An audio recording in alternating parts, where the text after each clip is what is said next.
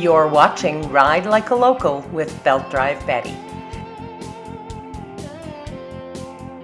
Welcome back to another episode of Ride Like a Local. This week, we finish off our discussion with Jeremy Hall regarding the Fort McMurray wildfire and his role helping first responders.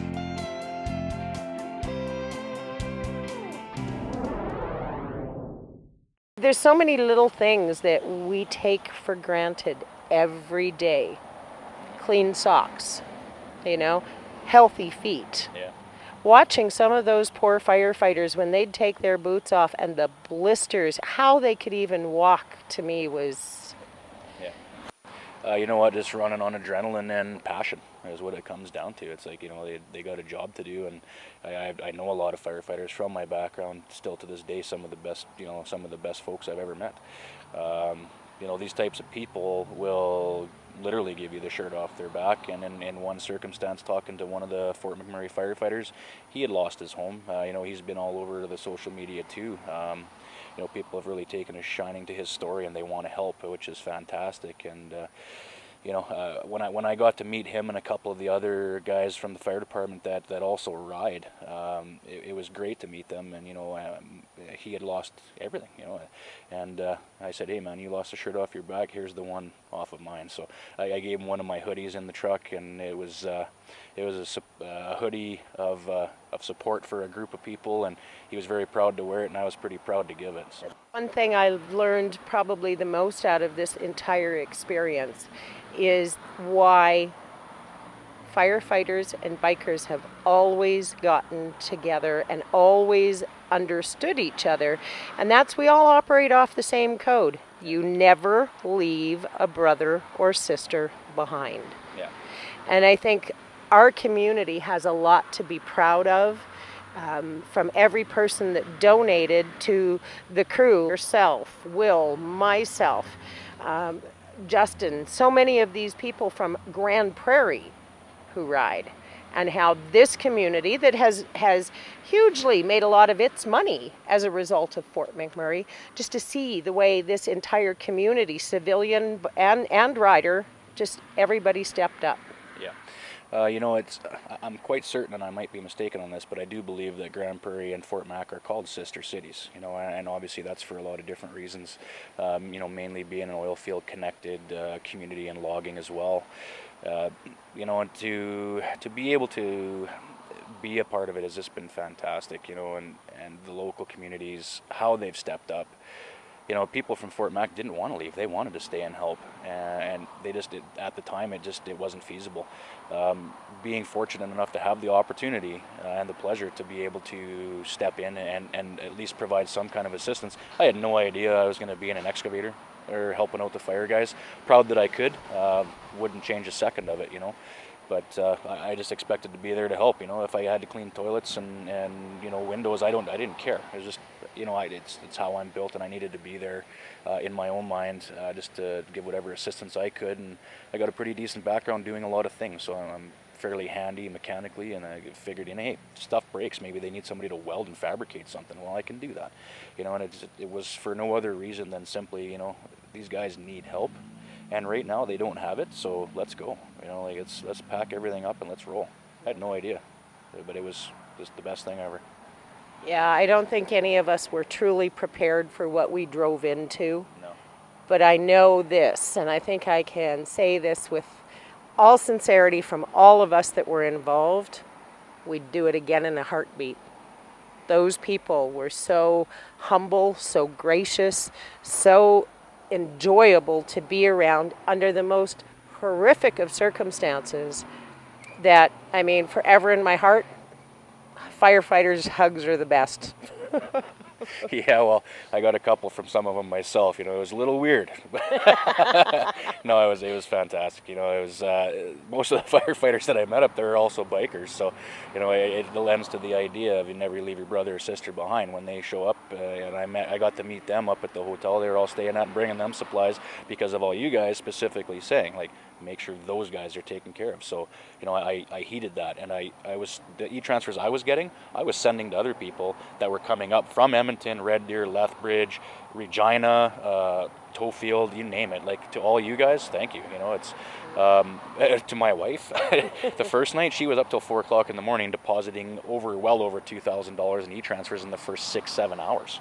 So, you know, it was something that I expected $500-600. I was just going to kick in all the rest that I had to myself if needed, even if it broke me. But I was going to get there with enough supplies to make sure everybody was happy, you know. And just to see how the local community pitched in, like when it went kind of public on Facebook that I was leaving. This is where I'm going. This is what I am doing. Well, I had a fellow by the name of Don Hunter with the Revolution Auto Group. Don and Lionel, all you guys. Totally way out of bounds, like awesome, incredible. You know, Don said, we're going to go to Costco. We got something we need to do.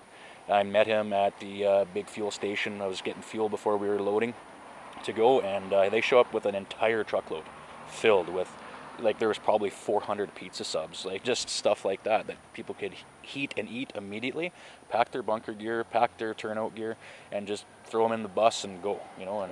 And you know, people along the way, my good buddy Anna Bellian, you know, as you will stop at the UFA in High Prairie. If you do not, I may strangle you because I'm going to give you some fuel. You know, and so Anna, Joe, thank you very much. Nicole out of Slave Lake. That was my next stop. Was I think it was 20 after 1 in the morning. Nicole from Slave Lake. Wow, you know, it's just another fantastic story. Like, she more than one occasion went way out of you know, just way over and above what needed to be done, and she just is awesome. You know, first one picked up, I think there was 7 coolers total, 150 subs, 125, 150 sub sandwiches, you know, coolers full of juice and pop and cookies and just stuff that people could eat immediately when we got there. And I think they lasted about an hour. Like, they were all gone. I know when the cookies hit my quick line, I don't think they lasted 5 minutes, man. The first guy that smelled chocolate just about lost his mind. And then the other thing that these guys enjoyed having so much was Kit Kat chocolate bars. Yeah, there was my second trip up, I was given a last-minute donation by a really good friend of mine, and I told her, I was like, okay, this is $60. This is strictly just for goodies. So I stopped in Wandering River at the one service station there. They had a special on. It was 2 chocolate bars for $2.49. I was like, you're gonna give me a discount if I'm buying this much, right? He's like, yeah. What's it for? So I told him. I said, this is for the first responders. He goes, give every bit of discount I can. So fantastic job by him. Thank you. And wow, I think I showed up.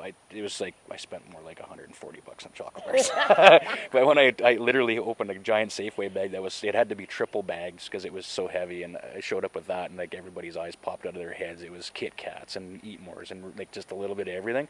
People just come unwound. It was pretty awesome to see, so it's cool. Yeah, I never got to get out. I had, all my stuff was coming in by text and email, and we were in constant contact with each other. Okay, I've got this much beef jerky coming, and I've got this coming. We're still short of this. Jeremy, can your sources get that? Or you'd call me, and it's funny how we were able to pull off a supply chain that was literally, until Task Force 2 came in, it didn't show any signs of letting up. It wasn't going to let up, you know, and Albertans and Canadians aren't going to let up. It's the government is going to get pushy and get in everybody's way. Well, we'll probably push back, you know what I mean? I'm pretty sure there's a lot of people that are capable. You know, there's definitely some things I wasn't supposed to be doing when I was there, you know, like, again, the forklift and the Bobcat, sorry. You know, other stuff like trying to get pet carriers in. Christine Church, this lady is extremely passionate, and I just, you know, I met her just by chance. I happened to be going up to the original police checkpoint to get into town, and I had to meet somebody there to load some stuff out. Well, she came running to me with boxes in hand saying, I need to get these to the vet techs that are up there to try to help these animals. And it was, you know, medical type things for animals. And I said, you know what, that's fine. I said, you know, I'll do that. So just get it here and let's do this, right? So she brought it. And I told her, like, she was actually, I think she's a vet tech too, I might be wrong, and she just wanted to help so bad. I'm like, you know what, jump in the trailer. I'll stop 10 miles down the road. She didn't. I offered, she didn't. But, you know, I would have in a second. I would have snuck her in if I had to, because there was a lot of things there that weren't going as planned. And I think that she really could have helped with that. Unfortunately, that didn't pan out. I think in the long run, it got as good as what it could. So, so I at least got a little bit of solace in that, and I hope Christine does too. But, you know, sneaking in a tractor trailer load full of animal carriers, well, guess what? They got picked up 12 hours later by the SPCA volunteers that were there. They needed every single one. So to those who donated all of those products, you know, they got used. They're not sitting there. I made sure of that, you know, and for the stuff that was coming in from the motorcycle community on trucks, from all the volunteers, Daniel Saliv, I believe his last name is, and, you know, Sarah and everybody else, all these people, you know, and I'll tell you, you know, and people going out of their way to make sure the people on the front line had it. Beth, you know, wow, she ended up getting, I think, 8,000 cans of energy drinks, like Red Bull and Beaver Buzz. Well, you know, like, you want to see some excited faces. Wow, that's all I could say, because when I showed up with a pallet on a forklift filled with Red Bull and Beaver Buzz, they were just like, oh my God, people were scrambling. I was stopping on my way, giving 6 packs of Red Bull to all the guys in the fire trucks, and they're just like, what? You know, it's like, you know, they were happy. It was great to see, and to people who were thinking outside the box like we were forced to, they were also doing it, and they made our lives a little easier too, because I just ended up with a supply chain on my end, same as you did. We were just in different areas. So these people would text me and phone me and Facebook message me, what do you need now? Yeah. And I'll tell you, to those, you know, all know who you are. I'm terrible with names. I could write them all down, but just, you know, above and beyond to all of you, you guys owe yourselves a pat on the back, and so does everybody else. So great job. Yeah, this community, I mean, Grand Prairie itself, there was lots of civilian help here, lots of people, non-riders that helped out. But the riding community itself, so many of these people just reaching in their pockets, you know, into their bank accounts, sending us money on absolute blind faith that we're going to do what we say we're going to do. Yeah. And the thing that I feel bad for them, they didn't get the hugs we got.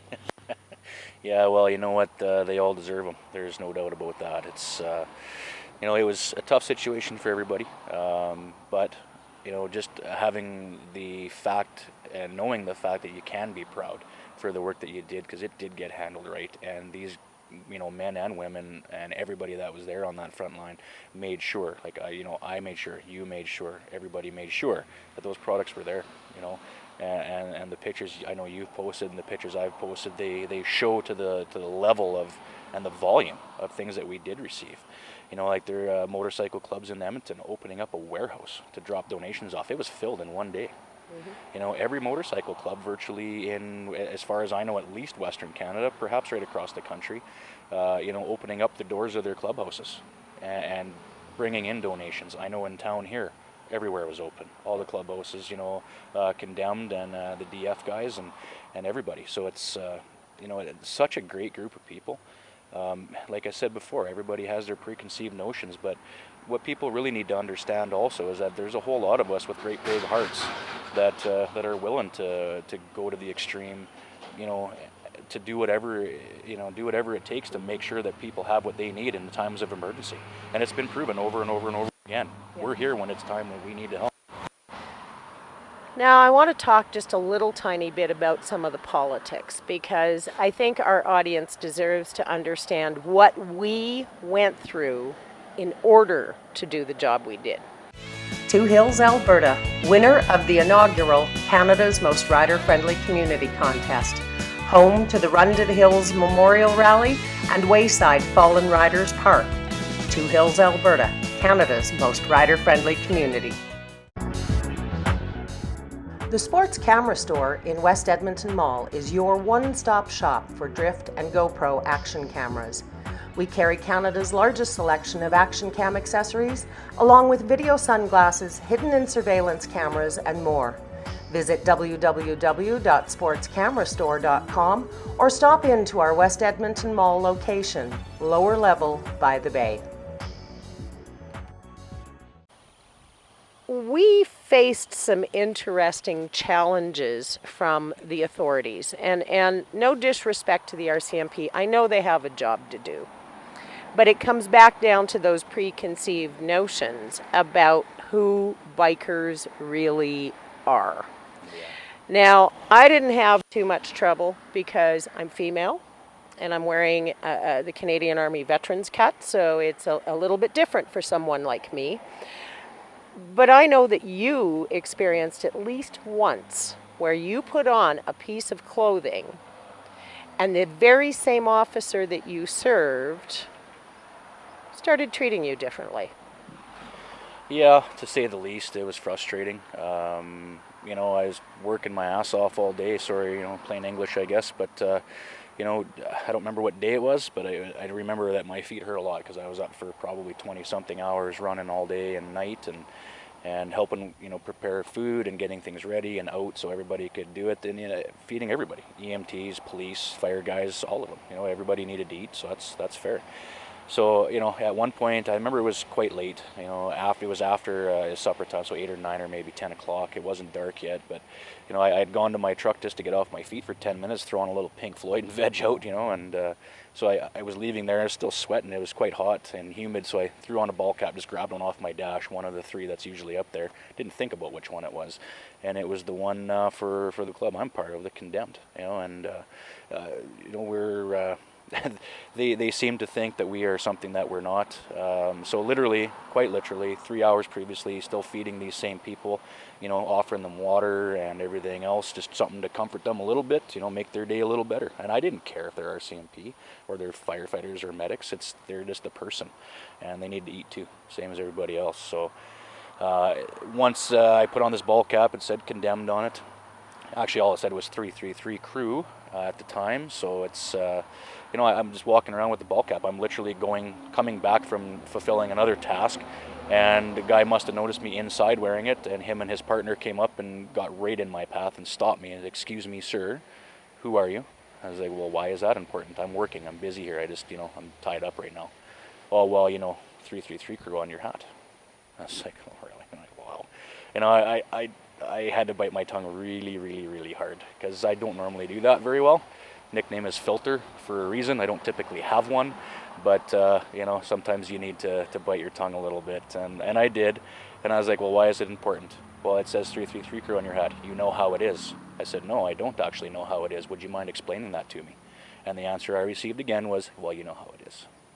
So I gave my information. I've got nothing to hide, you know, and I was like, if you're not going to arrest me and throw me in jail for the 37 hours straight I've been working here, perhaps I could carry on my way.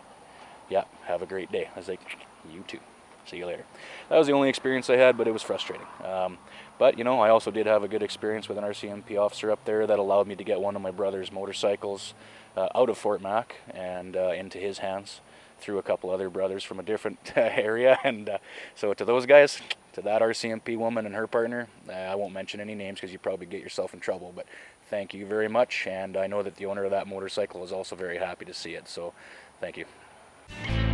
Moncton, New Brunswick, home of Atlanticade Motorcycle Festival and runner-up community in the inaugural Canada's Most Rider-Friendly Community Contest, sponsored by Community Futures of Alberta. Thinking of starting a new business? Expanding an existing one? What could you do if you had a team? We'll meet your new team. Hi, I'm Holly Sorgen. I'm the Executive Director. My name is Wanda Shepard. I work in administration. My name is Sherry Breen. I am the controller. My name is Leah Holler. I work with Community Futures. This is Shane Wallace. I'm the contract business analyst. My name is Janine Harder.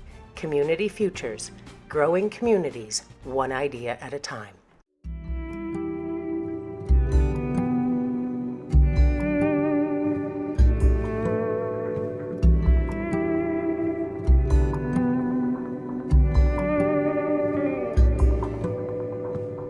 Highway 63 never really meant that much to me. Now it's burned right into history, stranded there in our memories. Highway 63, it was all we had, it was everything. We were caught in wildfire.